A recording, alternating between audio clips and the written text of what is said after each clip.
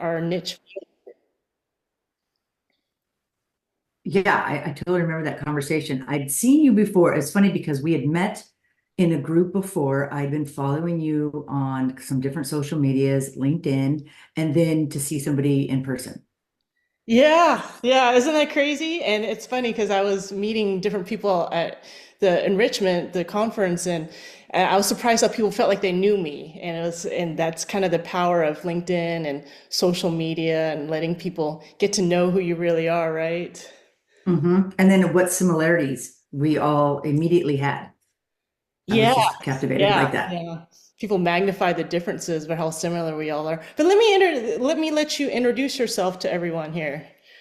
So, Chris Harcksen-Lucero, we live out here in California. I am both a flight paramedic and a financial coach. And then we met on the financial coach side. Yeah, yeah. So, oh, yeah, but those are good times, and I wish we could do like activities like that all the time, but it'll be coming next year. So, yeah, Awesome. I remember we were talking about how similar. So, I serve women in STEM, and you serve, first responders and those types, and how many similarities our people in our niche fields have. So what do you notice about those types of people? Tell us more, educate us more about your field and the type of people you serve. So if you are a first responder, police, fire, EMS, it's a certain type of personality that is drawn to the field, usually high achiever, A-type personalities. You'll hear that thrown around a lot. Very structured, organized. They're the ones, of course, when the world's falling apart, they're the ones who help hold it together. And it just brings out a certain type of person, certain type of personality, which on the flip side has all the other things that goes along with it. And with women in the male dominated, I mean, I've been in EMS for almost 37 years. When I first started, I was one of three women in like a company that was over 100 plus people. And when I went to medic school, there were three girls in medic school. I think I'm pretty sure I'm the only one that's still doing it from the girls that I was with. Um, and there were all these firsts early on, and it's so nice and exciting now that there's so many more women in this type of a field, firefighters, police, and the EMS. But they do carry a lot of the same types of personalities, and you're feeling like you're carrying like a lot of the world, the work, the world that you're carrying all that with you to try to maintain that structure in the environment. And you said the same thing with a lot of the girls that are in engineering, ladies that are in Yeah, women engineering. in STEM. I mean, the STEM fields naturally draw out men because if you think about, the people that are drawn to it are usually better in math or science or math and science. And of course, stereotypically, men tend to do well in those subjects, so they're more drawn to those fields. But when you told me that, I actually never knew or never really thought about that those fields, first responder, EMS, those type of fields are more male dominated. Why do you think that is? Well, I just think it's old school. Like, I mean, it just in the last 37 years, now I would say it's not shifting completely, but there is much more women in. And I just think that it was because that's just this the stigma of, where the industry came from, where, years and years ago, who were the type of people that were the firefighters and the police officers. You look back at, I'm an Irish person, and everything with heritage, with family coming over here just three generations ago. And that was kind of like the jobs that they would get. The firemen, the policemen, that kind of a thing. And I just think it's just like it's transition. It just kind of like transitions to be like that. Um, Oh, interesting, interesting. Yeah, so what drew you to getting into that when you were younger, when you didn't see anybody else doing that? and so the funny thing is, if you talk to first responders, usually there's like three types. One is their parents were in the field, mine were not, or you experienced being a patient, or you saw firemen, policemen, paramedics come to your family's aid and you saw what they did and then you were like, hey, I want to do what they're doing because they helped me in that kind of scenario. Or you were a person, they just came into your home a lot, could have been chaotic. And for me, it really was, I would say, things that were like on television, to be honest. I grew up watching Emergency, I grew up watching Quincy, and at the beginning of my career, young, I was always going to go into law enforcement, not I never even thought about the ambulance or anything like that. It was always law enforcement. That was always the way I was headed until the latter part of high school when it was like, oh, you can't be a police officer till you're 21. And I was so ADHD, ready to get out there, start my career. Um, had issue, it was like one of those classic C's degrees, or I got A's or F's kind of a person, right? I'm like in that middle attention person. So I wanted to start my career, and someone had suggested, oh, you should go get a job on an ambulance. And boom, my whole trajectory kind of changed. Wow, just that one moment, that one Hmm. aha, and it kind of changed what you wanted to do the rest of your life. Well, the body I find is fascinating. I love how the body's always trying to save itself and just the whole entire, just how everything works, the whole ins and outs physically, and then the mental side of it too. I just love the challenge. Mm. So serving that niche with their money, right, and helping them with their finances, what do you think are their unique challenges with money and how do they struggle with it? I would say if anybody who has been around anyone in emergency services, the one phrase you will hear over and over again is, and it's this big theme. Oh, I want to get this. I just have to work one overtime shift. I want to have that. I Mm, just need to do two overtime shifts. Yeah, and I'm good. And you hear that over and over again, and that mindset is actually dangerous. And it's a dangerous mindset because it's unsustainable for one.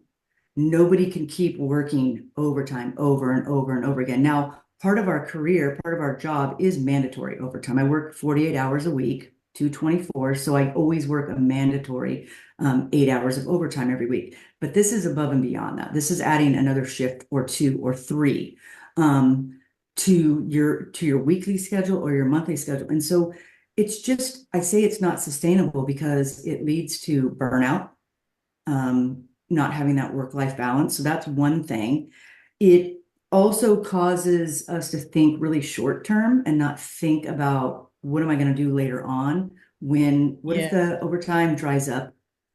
What if I physically or mentally am unable to work that extra overtime, right? And we kind of deny some of the costs that it does to us. It does. Number one, if you're at work, you're not at home with your family, or you're not out having fun with your friends. And again, burnout and just that work-life balance just becomes so off that for me, I wanted to totally change that mindset. Making working your regular shifts okay. You want to work overtime once in a while, that's fine, but you're using it to leverage something, not to build and sustain a lifestyle Yeah. and making that your norm. Or Because do the it added, for a season right, and a reason. exactly. You know what's Mm-hmm, mm-hmm, interesting? The parallel we have for people, because we're salary, right? We can't really do mm-hmm. overtime, can't pick up extra hours, so we don't have the. But we have the on our side. It's always a raise or a promotion or that next job. So it's funny. I never made that correlation because we can't really go work overtime, extra shifts and hours to make more money. But we do kind of the similar thing in that mindset. And yeah, working 50, 60 hours a week Mm-hmm. is not sustainable for just about anybody for any long period of time. And it's just like, it's just changing the whole mindset about everything. Like, how did you even get into coaching? Like, what made you say, I'm gonna be a coach? Oh, I guess me just going on my own personal finance journey where I just realized, I'm making all this money and there's just nothing left. There's nothing to show for it, nothing in savings. I didn't have very much invested and just kind of realizing this is ridiculous how much I'm making. And of course, like you're talking about, the mental, the physical toll of working and putting all this energy into building a career and realizing, it just wasn't really going very far. And it was my own poor money management, right? Yeah. Hmm. Yeah. What was your aha moment about how you decided to start helping people with money? Well, the funny thing is, so I grew up in the 70s. I'm that old. And I grew up in a household where mom stayed home, dad was the breadwinner, the moneymaker. And a phrase, I'm not sure if my mom said it or if my dad's the one who said it, or if it was just kind of like what was going on at the time. But I remember a very distinct statement of the people who make the money make the rules. And I just remember thinking, oh, this was a he, this was I've mostly never men heard out that. working. Oh, yeah. Maybe And in the so from 70s, kind of like against, fight against the man type culture. I don't Well, and was so it was like, yeah, he who makes the money makes the rules. And so I was just like, I want to make the rules. I don't want other people telling me what I have to do. So I was very that mindset of I have to make money and finding your worth from money, know. which is not a good mindset. So one of the things that I really wanted to change about myself was going into my third marriage because EMS people, yeah, I'm on my third marriage. That's a common thing. Divorce is very common in our field. Mm-hmm. And I want that. I would love for that to change. Not that we had money issues, but money can kind of tie into mindsets and all that. So when I was getting ready to get married almost 9 years ago, my husband and I, Financial Peace University was offered at church. So we took it, and I kind of already didn't like debt. I've always had an aversion to debt because I just don't like it. But it was more than just don't have debt, don't get into debt. Getting us on a page, the same page where we were talking about money in a completely different way, where now we're putting together a budget, or I like to call it a spending plan. It doesn't matter who's contributing more money. It was because it's not about that. It's like, what do we have? Oops, what do we have together, right? And Mm-hmm. how can we take what we have and what do we want to do with it? It just got us in such a different place that I felt like the marriage started off in a totally different way. Now we have this Right. plan on what our money's going to do for us, not only today, but later on. What do we want to do with it? Where do we want to go? And putting it in a place where we were dreaming about money and planning for it, where we're not stressed out. We're Mm-hmm. not trying to go, oh my God, how are we going to pay for this? How are we going to buy this? We're doing it in a fun way.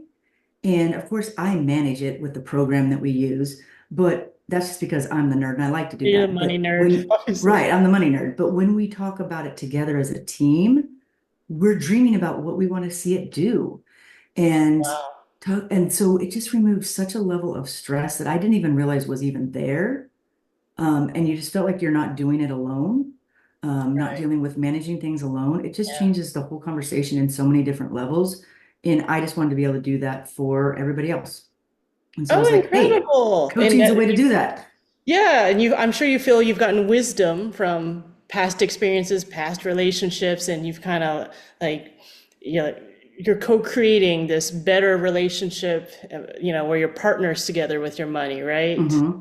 Yeah. And so like just like the job, you're having a stressed whatever because this job I do peer support and I really promote mental and physical, well-being, building resiliency. So I love to say I help people build financial resiliency so that they can offload because there will be a day in this career. I've been burnout and come back and burn out and come back, right? And one of my divorces, that was really financially hard. But when you have a plan, when you kind of have an idea of where you're going to be going, Yeah. those things like, hey, you know what? I just suffered a stress injury. I might need a day off. I might need some time off. I used to think things like, I can't take time off. How am I going to pay my bills? I have to just keep pushing through. Yeah. And I don't know, a lot of women, we carry the weight of the world. I feel like so many times we carry it for ourselves, our family, everybody that we're always just thinking if I just push harder, I'll be able to push through. And you're like, no, maybe sometimes I need to be able to sit down for a moment and take care of myself. and ask for help and Oh. not let my finances be one of the reasons I don't ask for help. Yeah, that's very interesting. So I'm sure with your peer support thing, you talk a lot about self-care, right? So how Hmm. do you, teach people or educate them about that? Because you're in a such physically, mentally demanding field. You even talked about sometimes can bring relationship problems. I'm sure it's just like the hours, right? And it's hard to be away so much. Yeah, so I mean, you talk about like the basics, and the wonderful thing is now there's this trend in our field for taking care of ourselves. I want to ask you because whenever I think of somebody in STEM, I always think of them on TV riding around on scooters to go to their meetings and then going to Oh some no. zero gravity room or some like, like all these techie things that you get to do all this fun tech stuff. And then I'm like, oh, look at them. They get all these decompressing and they're always giving you Oh snacks no. and all those kinds of things, right? That's the image that I think. It's it's No. not happening. No, maybe because I'm in the aerospace defense field. I'm working from home right now at my Ah, house, but then when I was working on site, it was more like, windowless cubicle.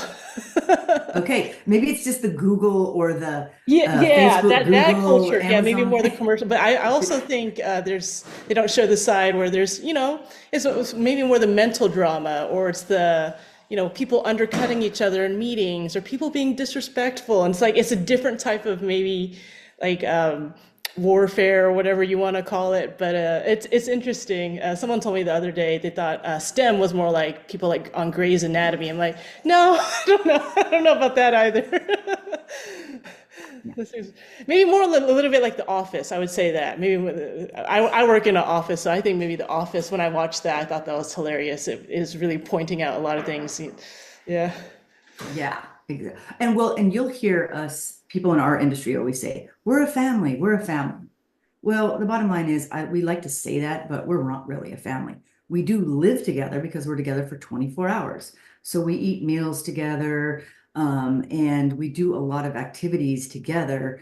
But we're still not Oh. family. So we still have, all the other dramas and all the other things that go along with having roommates, basically, that you work with who see you when you're hangry, tired, they see you at your worst, You never right? get away from them because even Yeah, at the end of my workday, I get away from my coworkers, and you don't for right. 24 And so hours.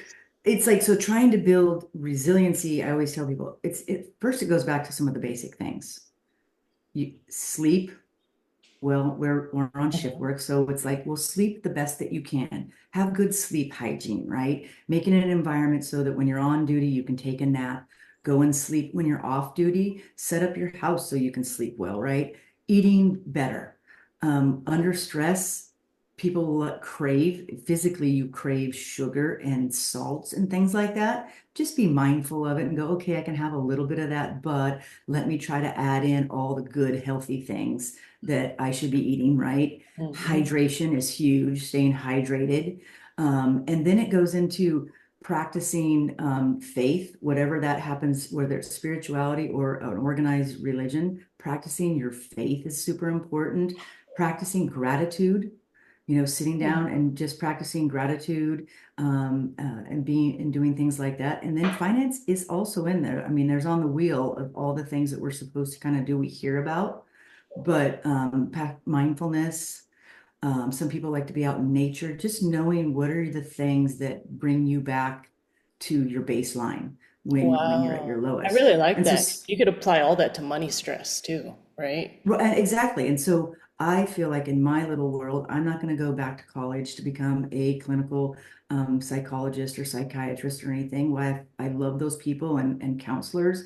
I'm like, this is one little area that I can kind of help because I feel like money is the foundation of so many things that go in our life on and off duty. Yeah. I want to go back to one thing you said a little while ago about people having their identity wrapped up in their work. Because I feel like that's very similar in the STEM fields too. Actually, even the thing you said about where they do that in corporate America, where they say, we're family, we're family. It's like, no, they're not really family. We work together. We need to get along and respect each other at work, but we're not really family. But what do you think about people in your field, first responders, EMS people, having their identity wrapped up in, what they do and who they are. I think it's huge. I know for me personally, what it means, like when like you think about when you're introducing yourself to somebody or talking to people, how do you introduce yourself? What words do you use? I'm a mom, I'm a wife. Mhm. I throw out first responder pretty quick, I realized. And I didn't realize I was doing it until I actually started networking with coaching and I had to like meet people. And it was difficult for me to say I was a coach because I have to explain what that is. I say I'm a flight paramedic. Instantly, people trust me. Mhm. Instantly, people think they trust you. They think you're cool. They think they look up to you, or they or appreciate things about you. They share stories, and so it's been a really good bridge to like meet people and just have build relationships, in that way. And so, yeah, it becomes a lot of the identity of who I am. Um, Coaching, what I love about like one of my friends, I just this last weekend when I was camping, she was telling me, "You have changed my life," because I do coach some friends, and she's like, "You changed my life. I know you say you're a financial coach, but you're really a life coach," because she's out camping and traveling and enjoying her life because now she changed a few things in her finances, and we just have these conversations about your value. But Yeah. it also does the same thing for me, my value. And the one thing in all my years, it's always been with me through two divorces, having kids, working on personal injury. I've had a couple Yeah. hernia surgeries. I've had a fair amount of critical incidences in this job. My career's always been there for me. And Yeah. I'm like, oh Yeah. my gosh, I've let it become not just my identity, but I hear a lot of first responders will say, what if I can't do this job? Who am I? It's a struggle. It And is. It is. and then also retirement. When you start getting on the lower end, younger, you don't think about retirement. And I really want Right. people to do that young because we never know how long this field physically or mentally is going to let us stay in, right? And that's in any job. But as you get closer, part of the retirement is the identity of who am I? What am I retiring to? I have people ask the question. I'm going to retire to Yeah. what? What's the plan? Because if you don't have a plan, that family, if that's where your family was and that's where you put everything, it's gone. Then who are you? You know? Ooh, no, I love that because I have the same struggles, and I know engineers and people in the science and technical fields, we do the same thing. That's the first way we introduce ourselves, and like you're talking about, it gets a lot of respect and oohs and ahs, and the companies that we Hmm. work at, right, are like Fortune 500 companies sometimes. And yeah, who are you without that, right? And it was interesting. I was even watching like a dating show, and that's how they introduce people on the dating show, right? It's just like age 35, and whatever firefighter, and it was like how much it really defines you, and then you'll move into this different phase of life where you won't have that. And I also love that too about the how when we move into the financial coaching space or being a business owner, nobody really cares what else you did. No one cares about all your career accomplishments, how many years you've served in doing anything. It's like we're all kind of back at the bottom and building our businesses, and it's a little humbling sometimes, right? I know, because it's like, even with working with clients, or even I had to think about myself. If you're not the bigger breadwinner, if you don't make as much as the other partner sometimes, you can feel less than. And there's Yes. no reason because it's like how we contribute tied to a dollar amount. I want to change that mindset. It's not okay. Oh, interesting, interesting. So, in particular, are you into working with couples, singles? Like, what specifically, who are you interested in serving the most? You know what? I just connect with like, I love working with first responders, frontline workers, only because they can handle my humor, my straightforward boldness, my occasional profanity that I might drop. I try to be good with that, but they understand me. So I can connect with first responders really well. But, and then so some of them are single and some of them are a lot of couples. Mhm. I do love working with couples also because I want to remind them all the time, you are so much stronger as a team. stay the team. I want to keep marriages together. You know, that's the whole ultimate goal, is to stay with the person that you are in love with, and find a way so that you can connect together Yeah. again and build that life that you ultimately thought about when you were first getting married.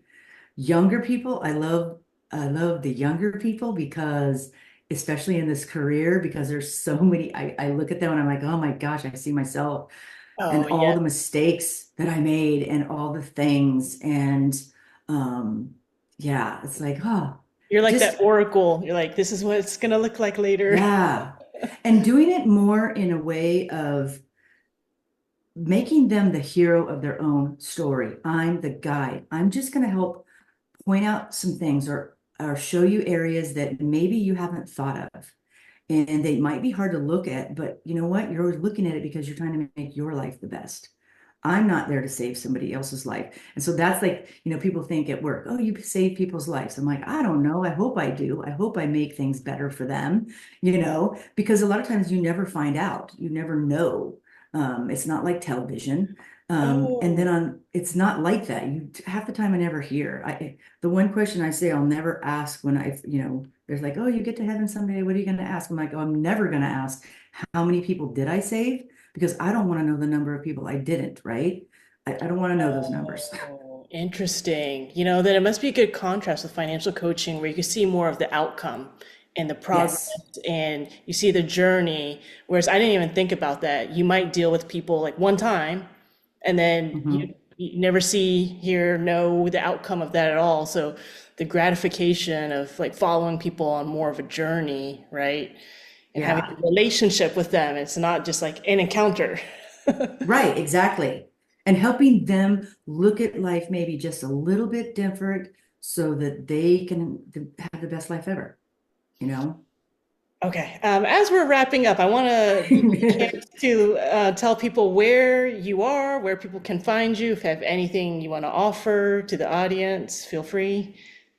Well, my business side, I call it Beyond the Numbers, because it's so much more than just numbers. Even though I'm a nerd and I love numbers, but it's Beyond the Numbers, and then added the initial B in to the end of everything. At the Google, at Gmail, I have at my LinkedIn. I'm on Instagram with that, a Facebook, Linktree, and that's how they can get a hold of me. I always offer people can talk to me for 30 minutes, free coaching, and we can have that conversation. Sometimes they just need a couple tips, tricks, just some motivation to be able to go forward.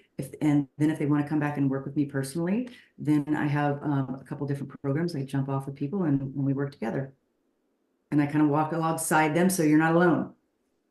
Okay. And you're active on LinkedIn and where else? LinkedIn, Instagram, Facebook. All the stuff. And Okay. on my LinkedIn, it'll also have my link tree page where you can book a call or a Zoom directly with me from there. Okay. Well, thank you so much for this conversation. And This has been fun. yeah, it was really fun. I hope it And a inspired. little scary at the same time, something new, right? Yeah, but that's what's so fun about trying and doing all these new different things. And you really pushed me to figure out the LinkedIn Live because I committed to telling you that on that shuttle trip. So I'm like, I got to figure this out so we can actually do it. So I'm glad I can make it happen. Thank you again. Yeah. And you've done it so quickly. It's only been a couple of months since we met in person, and you've already made this happen. Yeah. And I love watching all the things that you're out there doing too. It's amazing. Oh, okay. I ended the stream so we can talk. Okay, good.